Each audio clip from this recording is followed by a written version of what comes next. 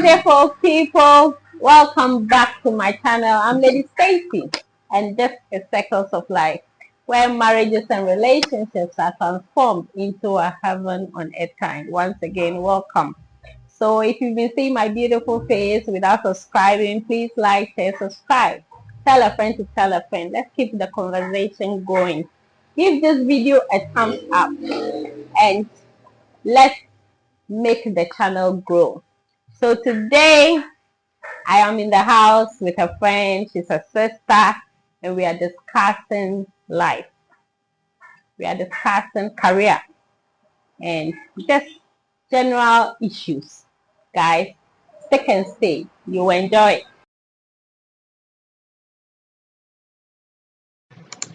Hello guys, so welcome back. So today I'm here with Annie, and she is a lawyer in the making. She's an entrepreneur. She's well schooled, and I dare to say that she's doing very well for herself. I would want her to tell us about her and what her journey has been, her career, and then where she is now. In fact, we are in one of her shops. Madam, please take us away. Okay. Good afternoon. Yeah. Rightly said, my name is Annie, but this time I respond more to Etonam. So now a lot of people know me as Etonam. I want to be Pan-African. I want to be known as an Anglo girl. Yes, and so life in general. From school, went to school very early. I went to tertiary by the age of 17. Completed by 20. 17? Yeah, 17. That's impressive. Completed by 20. I did accountancy at Accra Polytechnic, HND. And then did my national service at audit service. And then I would say life started. Life, oh life. Yeah, I thought after service it was natural to get a job. And then I tried. I didn't get any, but I'm born entrepreneur. So I started a cold store business.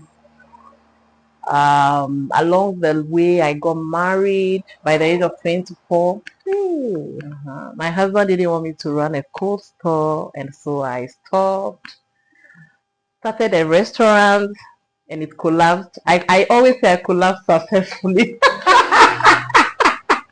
It collapsed successfully. It means that failing is not an end in itself.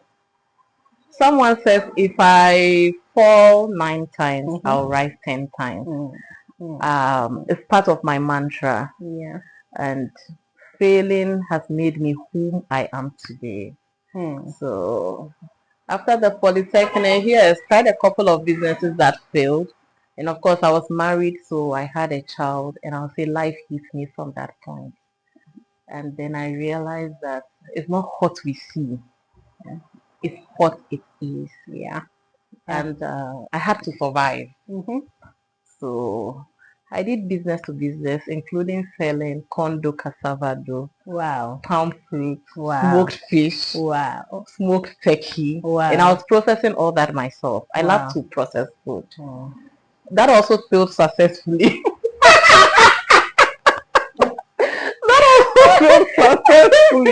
Yeah.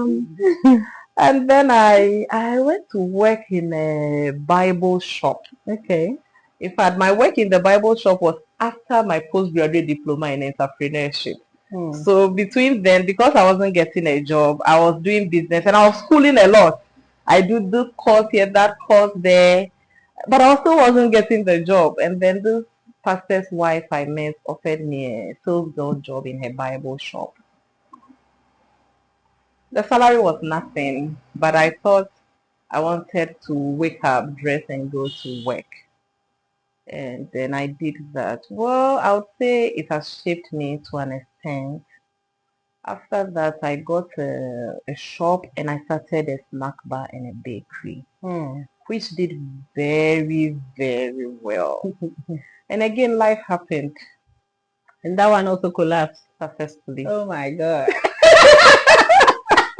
That one also collapsed successfully. So when you say collapse successfully, what does that mean?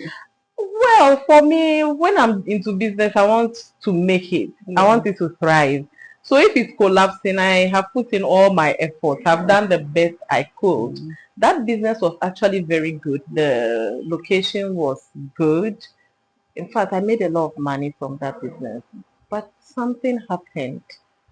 Something happened. My husband then one day came to the shop and said we should rip off all the advertisements, the name, the stickers on the glass door. So, you know, African society. So he marshaled all the adults against me, and then they thought if your husband talks, you have to listen. So I listened. The day I ripped it off was the beginning of the collapse of that business. Wow.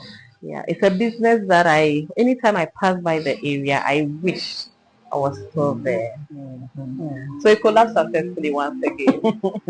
And then, in between, I'm doing all the schooling. I'm doing I think after the collapse of this, then I went to do my master's in finance at Coventry University.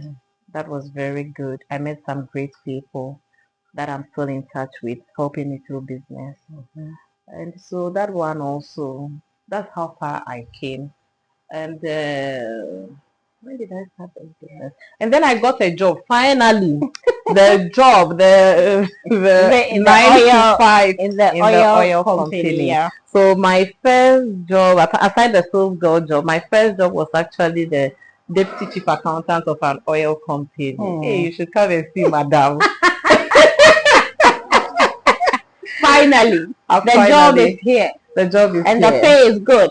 The pay was super good, and then the benefits were enticing. Wow. Yeah, and that brought a lot of turnaround in my life. But that one was also short-lived. For how long? 5 years. 5 years. Not that bad. 5 years. In exactly 5 years to leave, because there were so many things happening, and I played a critical role. So when I left, I'm sorry to say the company kind of collapsed 6 months after I left, which really pains me because I started with them and I put in my best effort once again. So some way, somehow, I'll say I successfully lost a job again. I don't want to take success out of my story. Yeah. So I know you are in the law school as at now. How did you get there? I mean, what informed that decision? Right. So the journey to go to law school started when I was working at the oil company as the deputy chief accountant. Then we had a lot of our customers defaulting. And so because of the default, we had to institute some court action to recoup the money. And then the mantle fell on me to do a lot of the court process. And so I started liaising with the company lawyer. We were doing a lot of recovery in the court. And when you go to the court and you see them, oh my God, they exhibit brilliance. Yeah, they exude, confidence and all of that. Yeah. So I looked at it, and then one day, jokingly with my boss, then he said, "Do you now want to be a lawyer?" And I said, "Oh, I've been thinking about it." And he said, "I think you would be a fast fair lawyer and it will fit you." And I said, "Okay, I'll give it a try." But the journey didn't start immediately then. That was in 2015, and I entered the law school in 2023. So that's like 8 years after I dreamed of being a lawyer. Yes, and I couldn't enter right then because work pressure, the children were younger, I needed to sacrifice for them. So once they entered secondary school, the opportunity presented itself for me to go to the law school. Very interesting. So I know that one of your motivation of also going to the school was because of your son. You wanted to give him a good mentor, because I know that your son sees you as my mom is the top notch. I saw you. Kindly talk about that a bit, because I know that there are women out there that are supposed to be in a certain level for their kids to see and know that it is possible to be a single mother or maybe divorce or be a woman in general and be successful. Your son does not necessarily have to go outside your home to go and look at another woman and say, I want to be like that woman, but say that I want my mom to mentor me. Please tell us something about that. And so I think when I stopped the oil company, I started my drinks business shop we are sitting in, and it kind of gave me a lot of time on my hand.